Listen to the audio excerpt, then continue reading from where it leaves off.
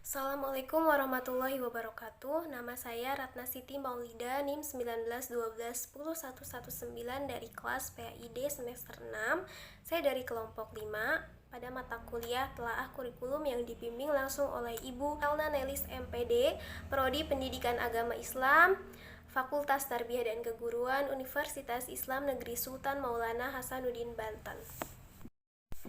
Pada kesempatan kali ini saya akan membuat video pembelajaran singkat kelas 12 Madrasah Aliyah tema 1, yaitu yang berjudul Pembaharuan dan Modernisasi Islam. Namun sebelum itu saya akan membacakan kompetensi inti dan kompetensi dasarnya terlebih dahulu. Adapun kompetensi inti KI dan kompetensi dasar KD tingkat Madrasah Aliyah MA Sejarah Kebudayaan Islam kelas 12 semester ganjil. Kompetensi inti: menghayati dan mengamalkan ajaran agama yang dianutnya.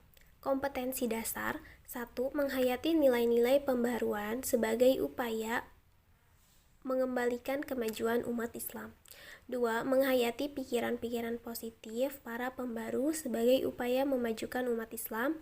3. Menghayati nilai-nilai perjuangan dari tokoh-tokoh pembaruan dunia Islam. Adapun kompetensi inti yang kedua adalah menghayati dan mengamalkan perilaku jujur, disiplin, tanggung jawab, peduli, gotong royong, kerjasama, toleran, damai, santun, responsif, dan proaktif, dan menunjukkan sikap sebagai bagian dari solusi atas berbagai permasalahan dalam berinteraksi secara efektif, sosial, dan alam serta dalam menempatkan diri sebagai cerminan bangsa dalam pergaulan dunia.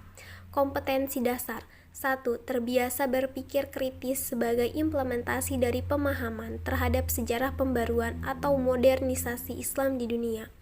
2. Terbiasa berpikir kritis dan logis sebagai implementasi dari pemahaman terhadap pemikiran-pemikiran pembaruan dunia Islam. 3. Memiliki kepedulian terhadap perjuangan memajukan umat Islam sebagai implementasi dari pemahaman terhadap nilai-nilai perjuangan dari gerakan pembaruan dunia Islam.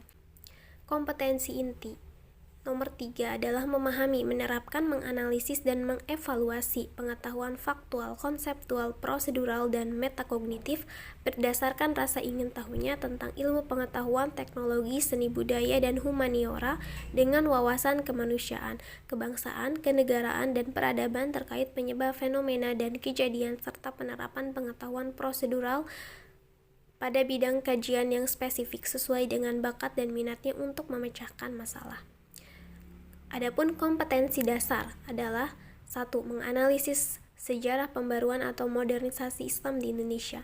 2. Memahami pemikiran-pemikiran pembaruan dunia Islam. 3. Mengidentifikasi nilai-nilai perjuangan dari gerakan pembaruan dunia Islam. Adapun kompetensi inti yang keempat adalah mengolah, menalar, menyaji, dan mencipta dalam ranah konkret dan ranah abstrak terkait dengan pengembangan dari yang dipelajari di sekolah secara mandiri, serta bertindak secara efektif dan kreatif dan mampu menggunakan metode sesuai kaidah keilmuan.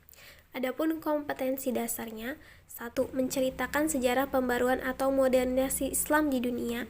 2. Membuat peta konsep tentang pemikiran-pemikiran pembaruan dunia Islam. 3. Mempresentasikan nilai-nilai perjuangan dari gerakan pembaruan Islam. Latar belakang munculnya gerakan pembaharuan. Munculnya gerakan pembaharuan dan modernisasi di dunia Islam dilatar belakangi oleh faktor internal dan eksternal.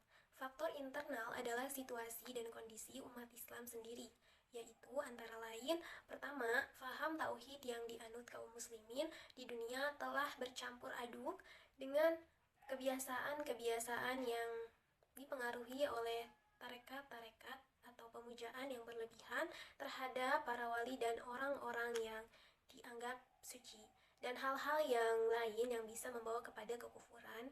Kedua, sifat jumud yang membuat umat Islam berhenti berpikir dan berusaha.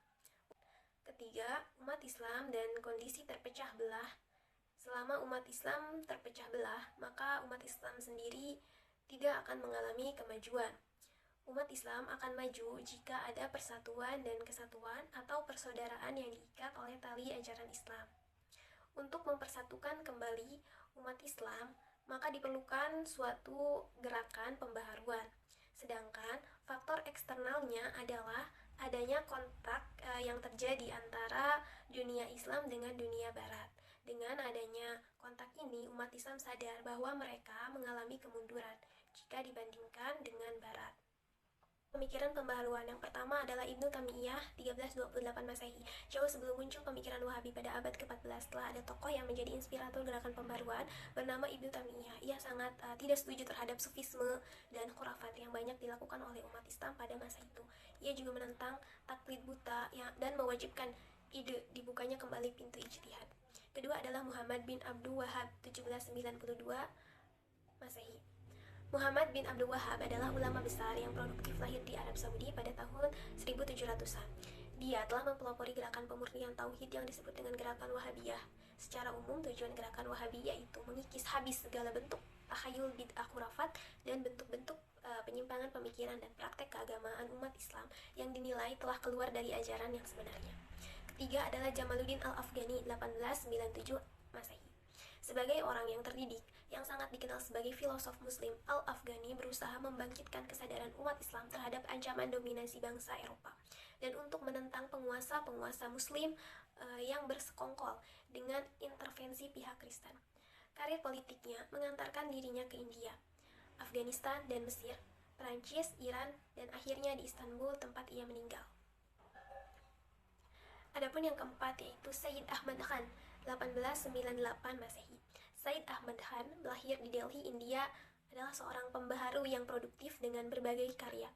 Di antaranya pemikirannya tentang sosial politik dengan melakukan asimilasi antara kaum muslimin dan kebudayaan Inggris dengan menulis sebuah buku yang berjudul Ahkam Al-Kitab atau Hukum Makanan Ahli Kitab. Mungkin hanya itu saja video singkat pembelajaran materi kelas 12 Madrasah Aliyah. Maaf bila ada kesalahan ataupun masih banyak sekali kekurangan. Wabillahi taufiq wal hidayah. Wassalamualaikum warahmatullahi wabarakatuh.